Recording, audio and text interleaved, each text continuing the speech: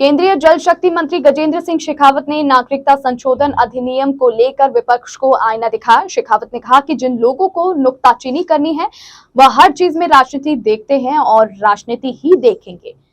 Bharatiya Janata party नीत DNA सरकार व प्रधानमंत्री नरेंद्र मोदी का हितार्थ केवल गरीब, पीड़ित व शोषित लोगों को न्याय दिलाने का था, जिसका पाकिस्तान, अफगानिस्तान और बांग्लादेश में राजनीतिक आधार पर धर्म विशेष का मतावलंबी होने के नाते शासकीय संरक्षण में उत्पीड़न किया जा रहा था। मंगलवार सुबह अपने संसदीय क्षेत्र पहुंचे शेखावत ने एयरपोर्ट पर मीडिया से बातचीत की। उन्होंने कहा कि प्रधानमंत्री नरेंद्र मोदी की गारंटी एक बार फिर देश के सामने साबित हुई है। सीएए को वर्ष 2019 से 20 में लोकसभा में पारित किया गया। अब उनसे क्या राजनीतिक हित बाकी रह गए हैं? संसद कानून बना चुकी है, सरकार को उसको घोषित करने का अधिकार है। अब सरकार ने उसे घोषित किया। अगर सरकार ने इसे घोषित नहीं किया होता तो विपक्षी दल कहते हैं कि कानून बना दिया लेकिन घोषित करने का लाभ नहीं दे रहे। शेखावत ने कहा कि इन 3 पड़ोसी देशों में शरणार्थी के रूप में आए लोगों के लिए भारत की भूमि नैसर्गिक मातृभूमि की तरह थी, लेकिन नागरिकता के नियमों के चलते इनकी स्थिति आसमान से लटके हुए खजूर पर अटके जैसी हो जाती। केंद्रीय मंत्री शेखावत ने कहा कि ऐसे में लोगों का दर्द कम करने के लिए प्रधानमंत्री ने सीएए को संसद में पारित करवाया और अब उसके सारे रूल्स फ्रेम करके नोटिफाई कर दिया।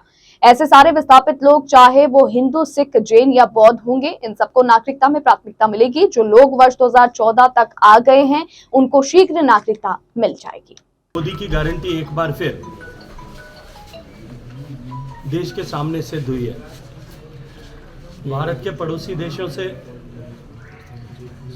भारतीय मूल के धर्म के ऐसे लोग जिनका धार्मिक आस्था के आधार पर वहां राजकीय संरक्षण में उत्पीड़न किया जाता था और वहां के देश के नागरिक जो मूल भारत के धर्म के मतावलंबी हैं,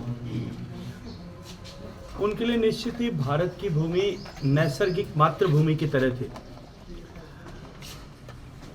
लेकिन सिटीजनशिप के नियमों के चलते हुए जो लोग पाकिस्तान से, अफगानिस्तान से, बांग्लादेश से ऐसे हिंदू लोग शरणार्थी के रूप में आते थे, अपनी बहू बेटियों की इज्जत बचा करने के लिए यहाँ आते थे, अपना सब कुछ गंवा करके यहाँ आते थे, उन लोगों की स्थिति आसमान से लटके और खजूर पर अटके जैसी हो जाती थी।